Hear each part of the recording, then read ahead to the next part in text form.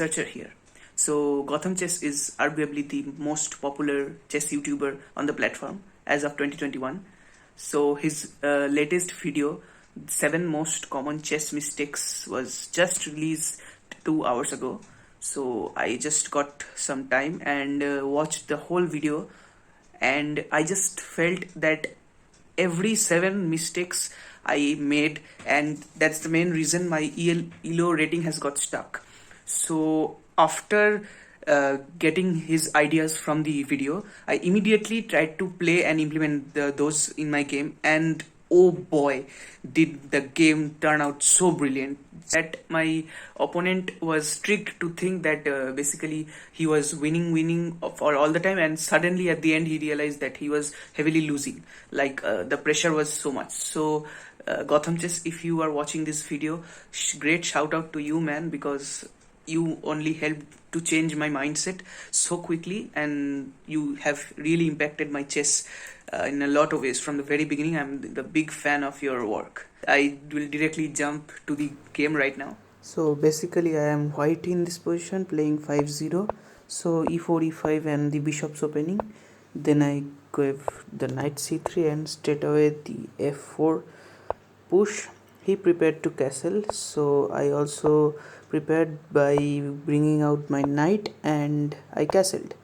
So in this position he played this move, and this is the first time that I actually considered Levy's idea and of not trading everything, because I thought for a moment and played the very brilliant pawn takes pawn. Yes, because this threatens the knight, and the knight on d4 has lost its guard.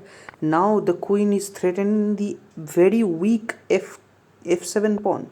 So he actually has to counteract, and I just gave in the knight and I gave the intermediate.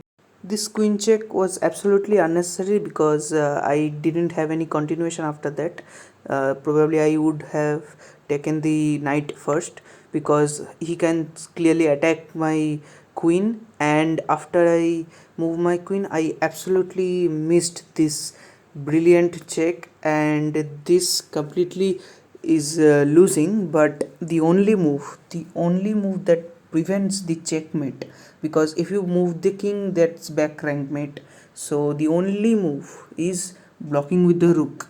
Basically you give the rook for free, so you have to just move the king and he just goes back, but you don't have anything to do now. And I unleashed an absolute top level GM level concept move. I went on to trade my dark square bishop and tried to put all the pawns on the dark square to compensate the dark square bishop, even though I have piece down but still. So he tried to kick out my bishop, and I went on with my plan on putting the pawns on dark square. At least that's I have learned from Levy.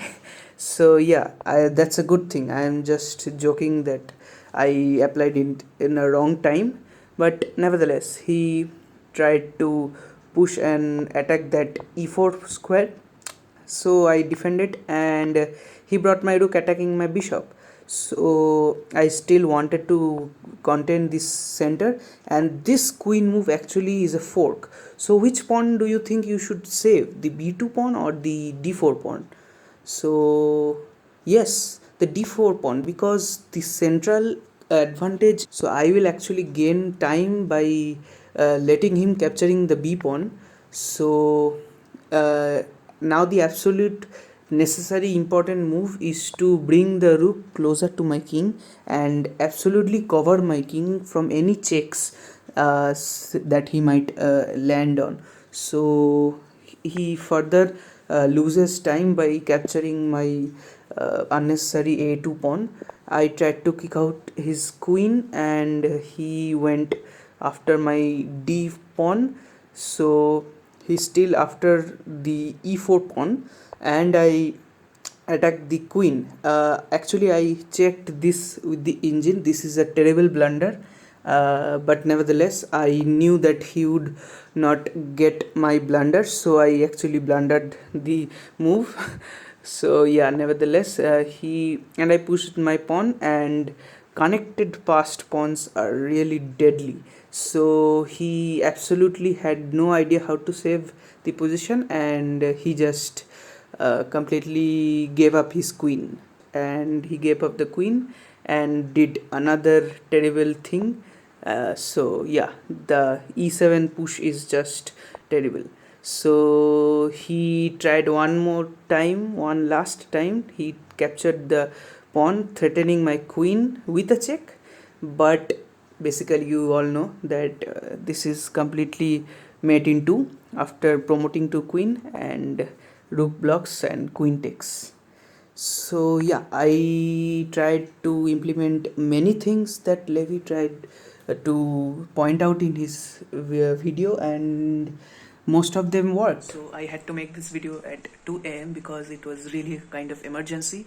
I was really excited to show you my game and how actually Levi's idea helped me to change my game. And yes, I blundered.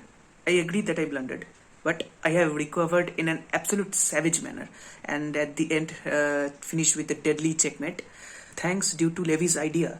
Yes, I know that Gotham's idea could have been applied in a better manner by not blundering a piece, but yes, I definitely believe that this game is a great start again to my ELO rating climb.